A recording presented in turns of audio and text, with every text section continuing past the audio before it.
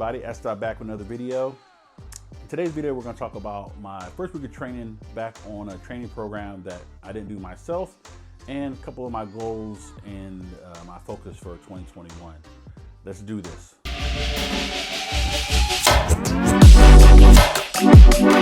So this past week, I started training again with a program for the past couple of months. I've been doing my own thing really since I got back in the gym in June. I've been kind of doing my own programming with no real end goal in sight. But starting 2021, I want to do a meet in May, maybe, it depends on how everything is going.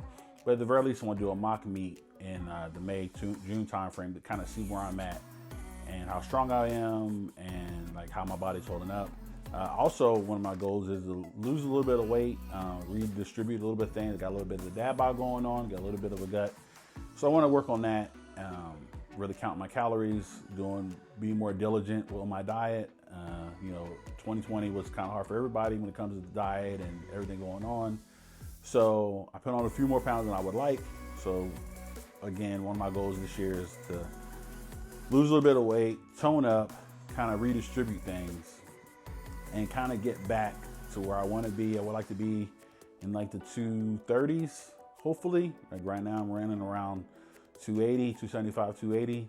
So, it's a significant amount of weight. I know I'll lose some strength on my way down, but hopefully I can build that back up once I reach the weight I want and can maintain it there. So yeah, we'll see. I don't really have any big goals as far as how much weight I can move, but I just want to be consistent and really try to maintain as much strength as I can in 2021 and in the future. Creeping up on 50, and my body doesn't recover quite the way it used to. So the training cycle I'm only doing 3 days a week. I'm also going to do some stretching and some other things, but we'll kind of get a little bit later. But yeah, I started training again on a program. I'm doing JuggernautAI using their app. I did their training previously, and it was cool. Like, I really liked it. I really got a lot of gains from that. It was like a spreadsheet. It was an Excel spreadsheet, and it really helped me learn how to program, learn how to listen to my body, and really prep for powerlifting meets. And I really good with those programs. It really helped me gain a lot of strength, like squatting over 500 pounds, benching around 350. My deadlift went from I could barely get 315 off the ground, I could barely get 300 off the ground, and really getting to 450, 460, 470 as far as my deadlift. So I'm really happy overall how it worked. However, it was cumbersome. It was a big spreadsheet, and unless you were printing this stuff out or I'd have to put it into an app a tracking app that I was using anyway, or writing it all down, it was kind of hard to really gain the most out of the app. There was just a lot going on. It was really cumbersome. That was really my only gripe about the app. And like I said, I gained a lot of strength using it. The program before, but it was just kind of cumbersome. So I kind of steered away from it, especially when I couldn't really go to the gym in 2020 and some other things going on. So I was like, kind of just let that programming go.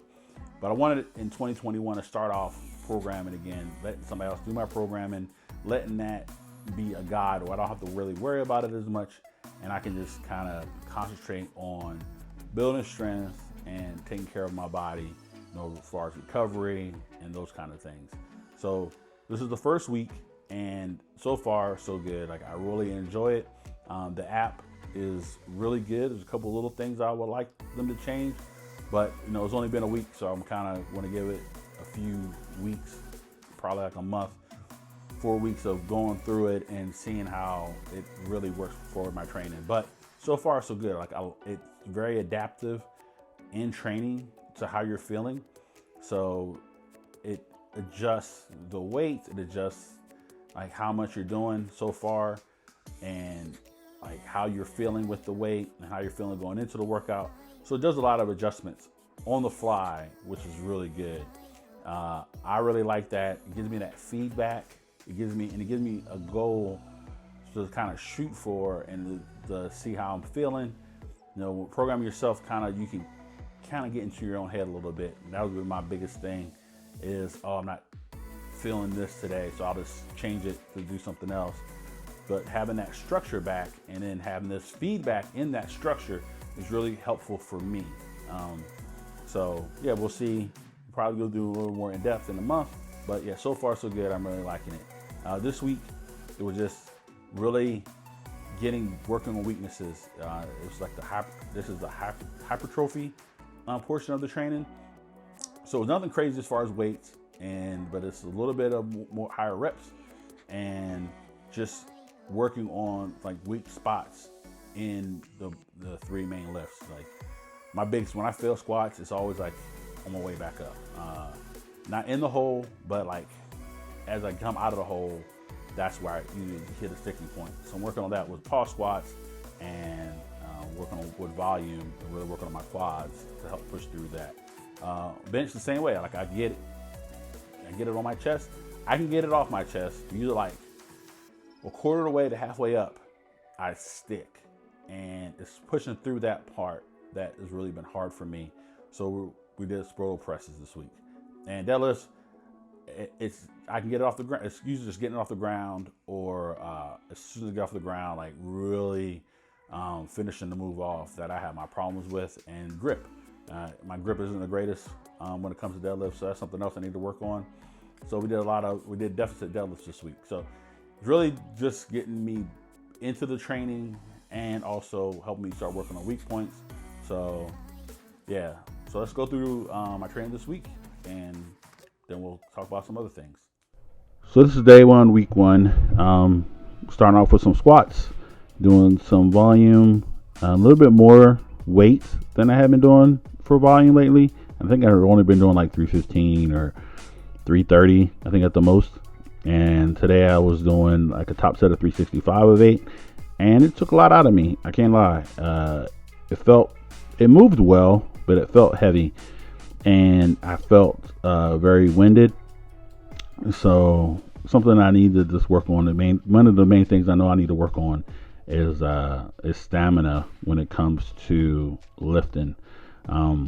Lifting heavy isn't really a problem. I can get those 1 or 2 reps, but it's 4, 5, 6, 7, 8 that really taxed me. So yeah, these took a lot out of me. And then I did a back off set of 335 for a set of 8. These felt better because dropped 30 pounds, but at the same time, didn't feel and move as well as I would like. So it's definitely something that I need to work on when it comes to this.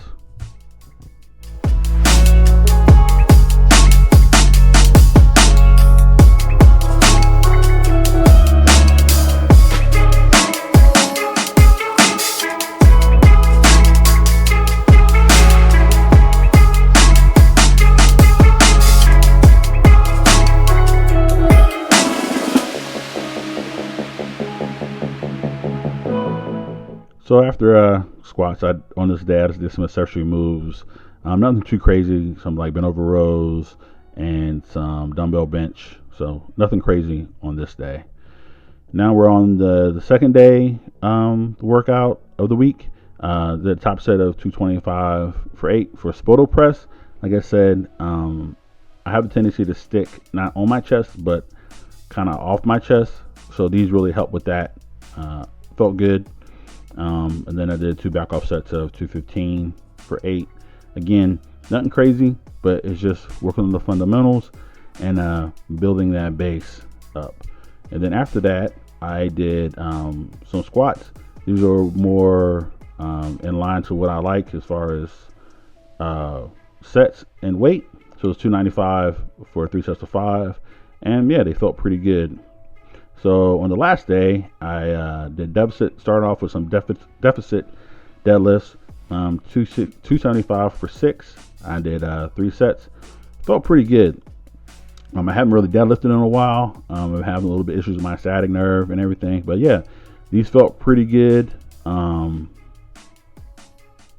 yeah, and I'm happy with the way these felt. I was happy with the way these moved. Like I said, my biggest problem with deadlifts is really breaking off the ground and my grip. And then I finished off with some pause squats, 2 sets of 6, 275. These felt really good. They were light.